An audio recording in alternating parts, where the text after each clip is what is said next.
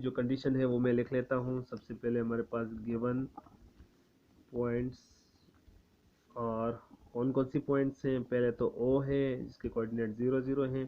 उसके बाद point A है,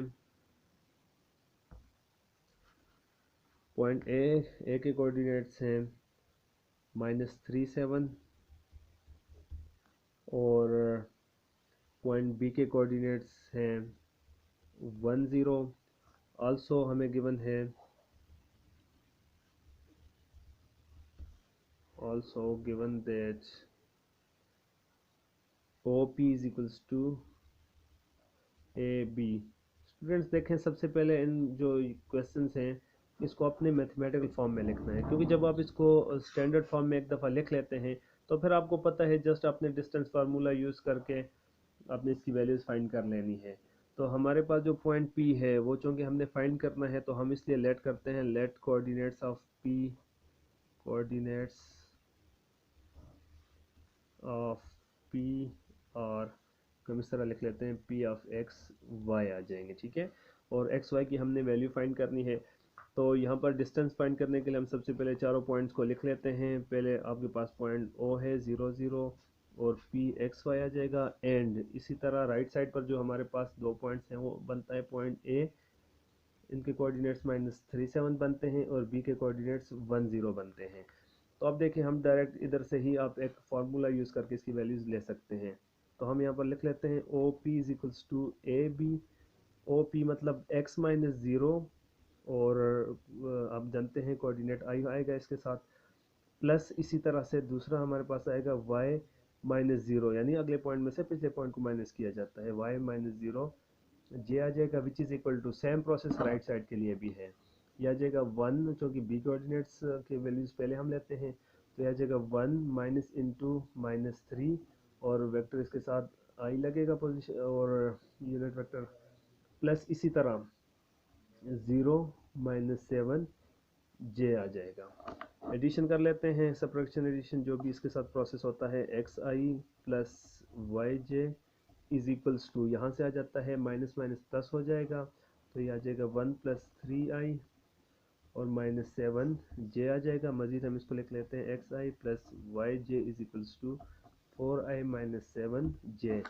अब देखें हम कंपेयर कर लेते हैं, क्योंकि दरम्यान में इक्वलिटी है तो इसलिए हम जानते हैं कि जो कंपैरिजन करने के साथ तो हमारे पास x की वैल्यू आ जाएगी 4 एंड y की वैल्यू क्या आ जाएगी -7 which is required, that is हम इस तरह लिख लेते हैं p of x y is equals to 4 and -7 इसका रिक्वायर्ड आंसर है।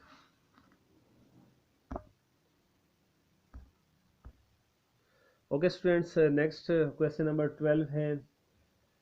इसमें हम जो रेशो फार्मूला यूज़ करते होते हैं, जैसे यहाँ पर तो हम क्या कहते हैं कि डिवीजन फार्मूला इसको कहते हैं, लेकिन बेसिकली ये सेम उसी तरह है जिस तरह से रेशो फार्मूला होता है, ठीक है।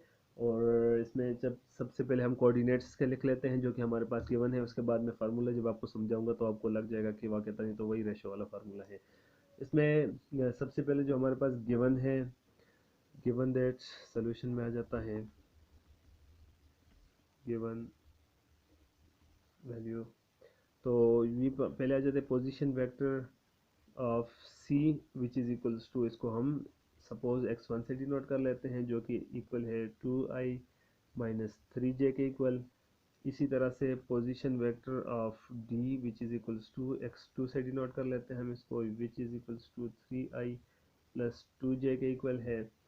इसी तरह से लेट अगर हम इसको let p divides c D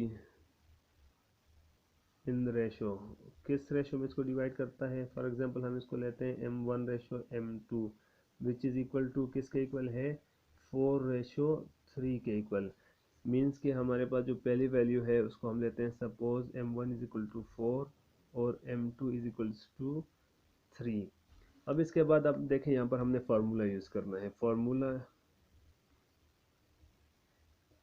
यह आ जाता है let r is equals to, चूँकि रेशो फार्मूला है तो इसलिए हम इसको r से डिनोट कर लेते हैं, r is equals to m1 x two minus sorry plus m2x1 divided by m1 plus m2। Same यहाँ पर ही हम इसकी वैल्यू पुट कर लेते हैं, फिर अगले पेज पर हम इसको कैलकुलेट कर लेते हैं। ठीक है, m1 की वैल्यू हम जानते हैं क्या है, 4 इंटू x2 की वैल्यू क्या है 3i प्लस 2j। इसी तरह प्लस m2 की वैल्यू क्या है 3 इंटू x1 की वैल्यू हमने पुट करनी है, x1 की वैल्यू आ जाएगी 2i minus 3j whole divided by m1 plus m2। m1 की वैल्यू 4 है प्लस m2 की वैल्यू 3 आ जाएगी। तो नेक्स्ट पेज पर हम इसको कैलकुलेट कर लेते हैं। वैसे आपको ख़ुद भी इस पर ट्राई कर लेना चाहिए, लेकिन चलें हम इसको कंप्लीट कर लेते हैं।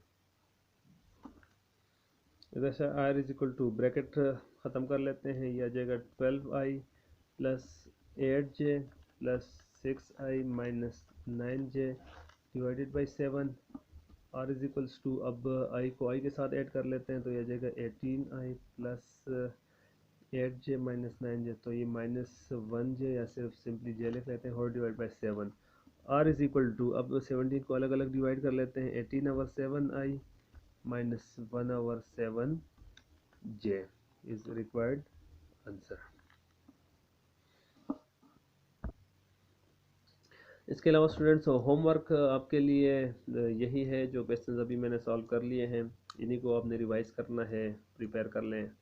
और एक्सरसाइज जो 7.2 है वो भी मैंने आपको बताया था कि 7.1 2 डायमेंशनल है और 7.2 में जो है ना वो 3 डायमेंशनल वेक्टर्स हैं, तो उसमें हमारे पास जस्ट एक कोऑर्डिनेट कंपोनेंट का इजाफा हो जाता है। तो आप उस पर भी ट्राई करें, नेक्स्ट लेक्चर में उसके हिंट्स मैं आपको दूंगा और इसको तैयार कर लें, मेहनत करें।